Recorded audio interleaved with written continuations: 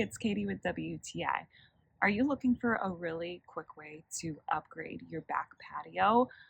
Then you need to check out these THYOI deck tiles. I was a little intimidated that they would be difficult to install. All you need is a nice flat square surface, and it's almost like putting together a kid's railroad track. They just snap together, and it's not difficult either to figure out which direction they should go. This 10 by 10 space that I installed did take 10 boxes of the deck tiles, and it was done in about 30 minutes. These are real wood.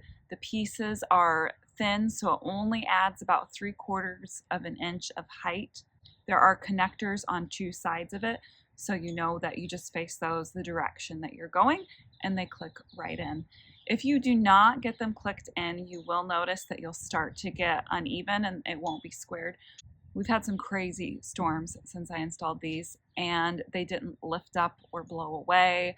They held up nicely. The water goes down, and I don't have to worry about pooling water on top of these deck tiles. I don't notice any warping.